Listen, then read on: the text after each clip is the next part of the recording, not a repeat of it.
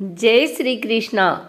आइए सुनते हैं पौष अमावस्या पर गीता का यह अध्याय। श्री कृष्ण भगवान बोले, हे पार्थ, मुझ में मन लगा करके मेरे ही आश्रय होकर योगाभ्यास करते हुए मेरे स्वरूप का संशय रहित पूर्ण ज्ञान होना सो सुनो। विज्ञान के सहित यह पूर्ण ज्ञान मैं तुम्हें सुनाता हूँ, जिसके जानने से तुमको इस लोक में कुछ जानना शेष न रहेगा। सहस्त्रों मनुष्यों में से कोई एक सिद्धि प्राप्ति के लिए यत्न करता है, और उन यत्न करने वाले सिद्धों में से जो कोई भी मुझे ठीक से जान पाता है, पृथ्वी, जल, अग्नि, वायु, आकाश, मन, बुद्धि और अहंकार, यह 8 प्रकार की मेरी माया है। इस प्रकृति को अपरा, अचेतन अर्थात जड़ कहते हैं। और हे महाबाहो, इससे दूसरी प्रकृति चेतन है, जिसने संपूर्ण जगत धारण किया है। इन्हीं दोनों प्रकृतियों से सब प्राणी मात्र उत्पन्न होते हैं, ऐसा जानो। यह प्रकृतियां हमें ही से उत्पन्न होती हैं। इस प्रकार जगत की उत्पत्ति और प्रलय का कारण मैं ही हूँ। हे धनंजय, धागे में जिस प्रकार मणि पिरोई जाती है, उसी भांति यह संसार मुझ में गुथा हुआ है।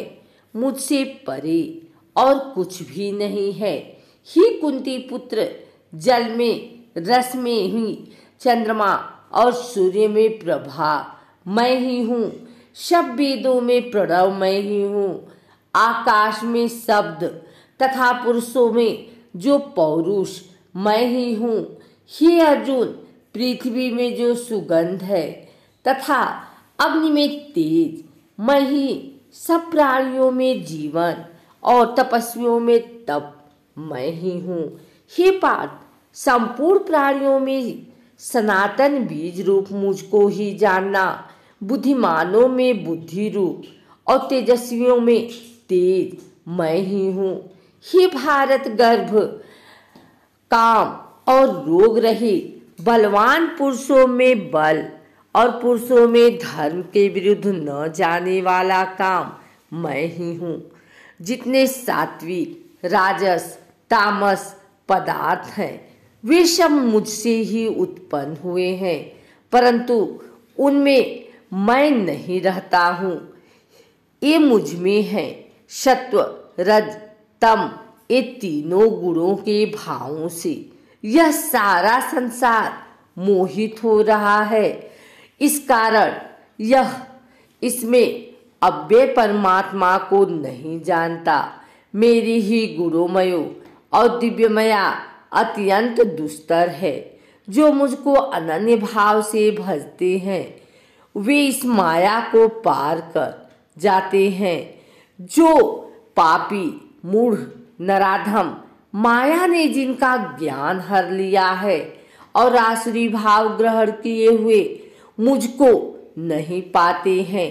हे भारत श्रेष्ठ अर्जुन, 4 प्रकार के मनुष्य मुझको भजते हैं। दुखिया, जिज्ञासु, ऐश्वर्य की कामना करने वाला और ज्ञानी, जिनमें सदा मुझ में एकाग्र चित्त और केवल मेरी, क्योंकि मैं ज्ञानी को अत्यंत प्रिय हूँ और वह मुझको प्रिय है। यद्यपि से सब भक्त अच्छे हैं, तथापि ज्ञानी तो मेरी आत्मा ही है, क्योंकि वह मुझ में ही मन लगाकर मुझको ही सर्वोत्तम गति मान मेरा ही आश्रय ग्रहण करती है। उनके जन्म के अनंतर ज्ञानी मुझे पा लेता है। ऐसा महात्मा अत्यंत दुर्लभ है। सब जगत को वासुदेवमय समझो।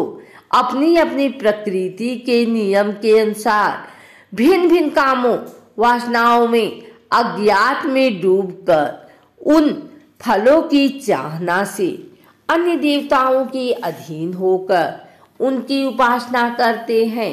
हे अर्जुन, जो भक्त श्रद्धापूर्वक जिस जिस देवता का पूजन किया करता है, उन पुरुषों की उस श्राद्ध को मैं दृढ़ कर देता हूँ।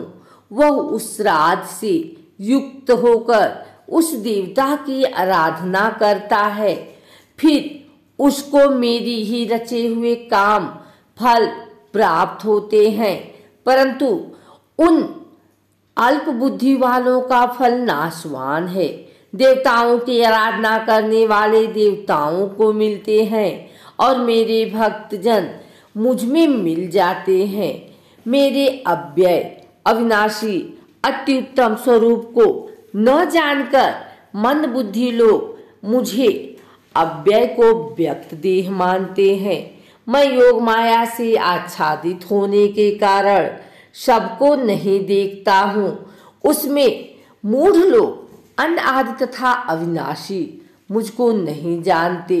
हे अर्जुन, मैं भूत भविष्य और वर्तमान के सब प्राणियों को जानता हूँ, पर मुझे कोई नहीं जानता है। हे भारत, हे परतम, इच्छा और द्वेष उत्पन्न होने के कारण सुख दुख आदि द्वंद्वों का मोह से जगत के सभी प्राणी भ्रम में फंसे जाते हैं। जिन पुण्य आत्माओं के पाप नष्ट हो गए हैं, वह पुरुष दिव्यमान के मोह से छूटकर दृढ़ निश्चय करके मेरे भक्ति करते हैं। जो मेरा लेकर जीवन मरण के दूर करने के अर्थ प्रयत्न करते हैं, पुरुष आदि ब्रह्मा आत्मज्ञान और संपूर्ण कर्म को जानते हैं।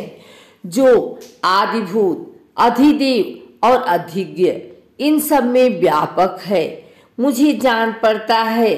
वे समाधिनिष्ठ पुरुष मरण काल में भी मुझको जानते हैं। श्री नारायण जी बोले, हे लक्ष्मी, अब 7वें अध्याय का महात्म्य सुनो। एक पटेल नामक नगर है जिनमें शंकुकर वैश्य रहता था। वह व्यापार करने को नगर के बाहर कहीं चला गया था। रास्ते में शंकुकुड़ को सर्प ने डसा, वह मर गया। उसके साथी उसकी दाह क्रिया कर आगे को सिधारे। जब लौटकर घर में आए, उसके पुत्र ने पूछा, मेरा पिता शंकुकर कहाँ है? उन व्यापारियों ने कहा, तेरे पिता को सर्प ने डसा था, वह मर गया और यह पदार्थ तेरे पिता का है, तू ले ले। 1 करोड़ रुपया दिया और उसकी गति कराने को कहा, क्योंकि वह अवगति मरा था।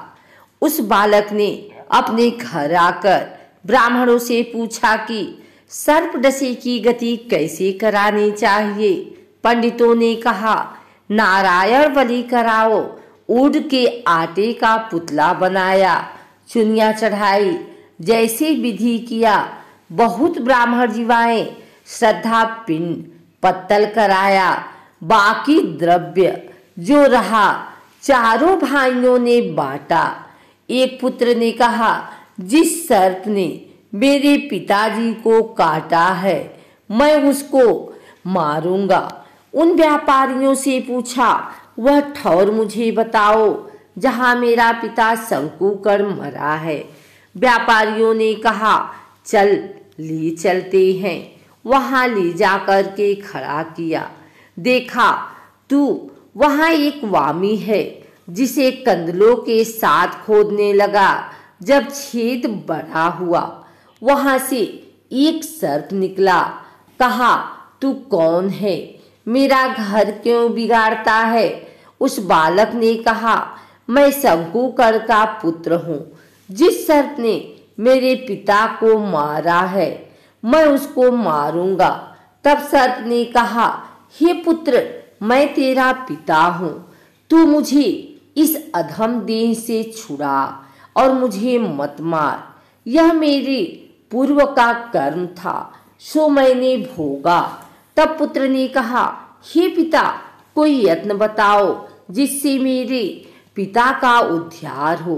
तब उस सर्प ने कहा, हे पुत्र, किसी गीता पाठी ब्राह्मण को घर में भोजन करवा और उसकी सेवा कर, उसके आशीर्वाद से मेरा कल्याण होगा। तब उस बालक ने अपने घर और नगर में जितने गीता का पाठ करने वाले थे उन सबको बुलाकर गीता जी के 7वें अध्याय का पाठ कराया और उनको भोजन करवाया। तब उन साधु ब्राह्मणों ने आशीर्वाद दिया।